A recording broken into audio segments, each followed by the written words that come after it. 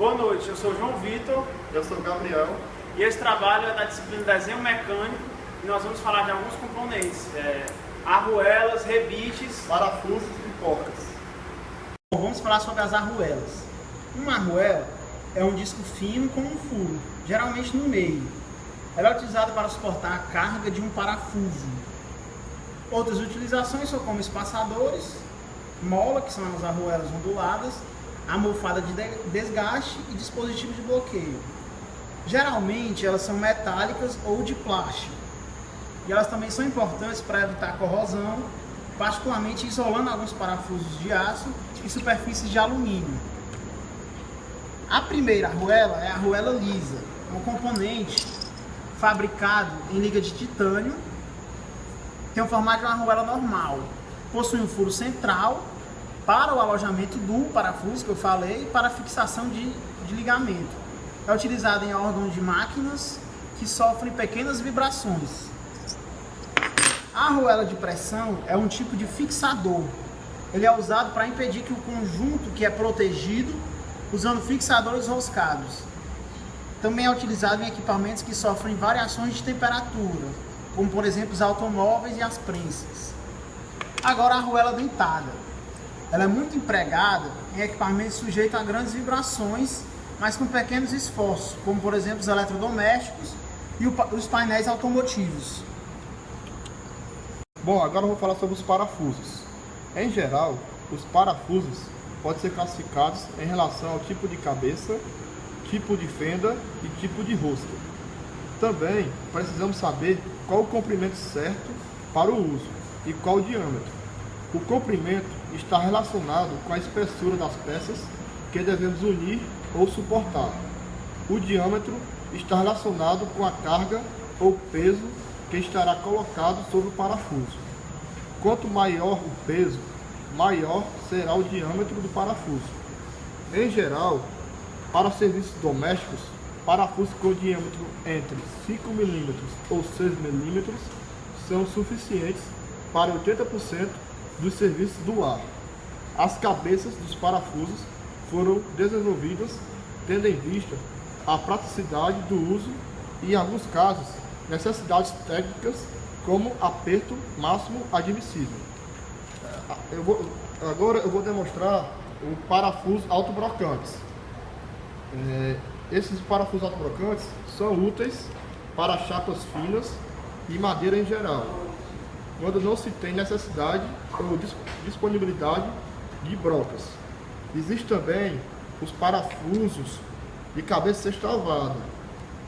Esses parafusos são utilizados para trabalhos leves e podem ser usados buchas de chumbo e plásticos, entre outros.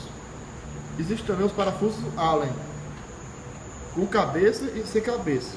Eles são fabricados com aço de alta resistência à tração e submetido a um tratamento térmico após a conformação.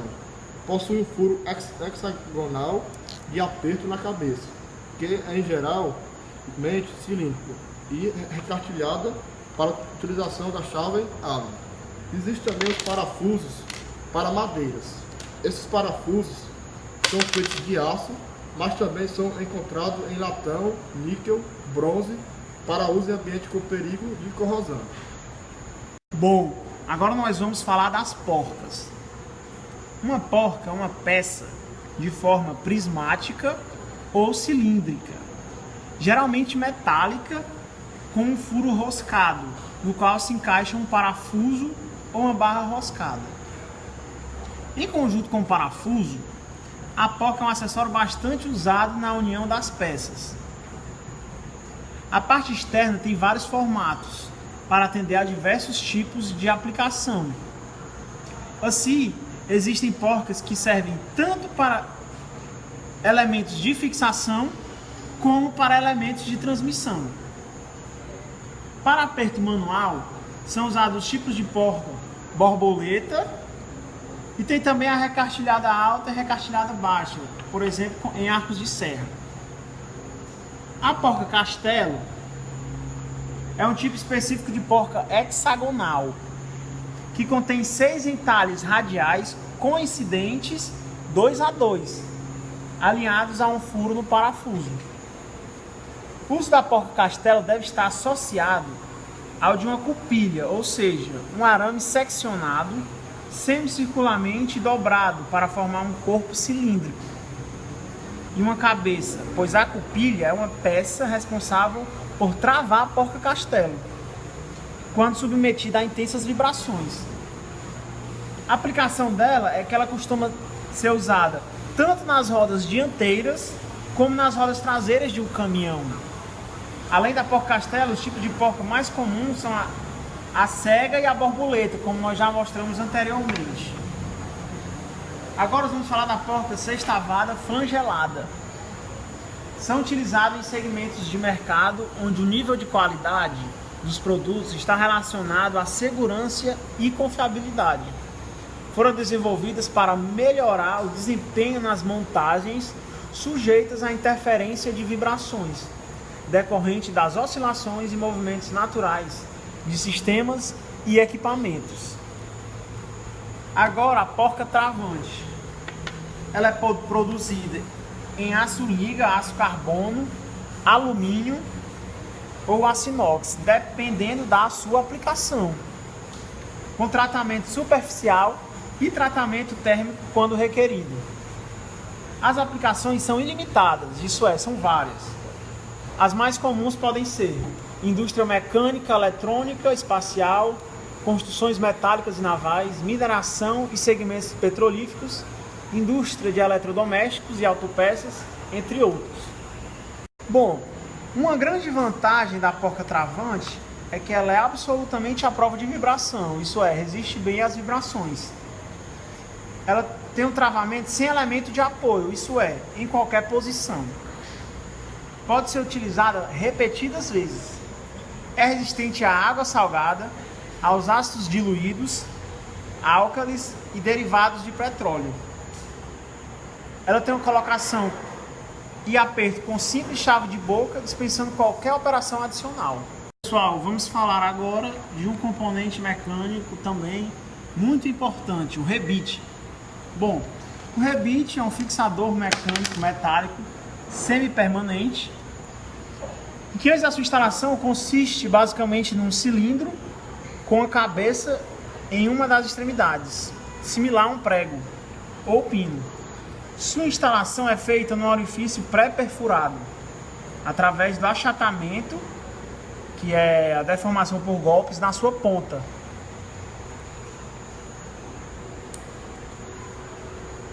Quando a espiga preenche o orifício, prendendo o rebite, expande-se até 1,5 vezes o seu diâmetro original, prendendo de forma definitiva.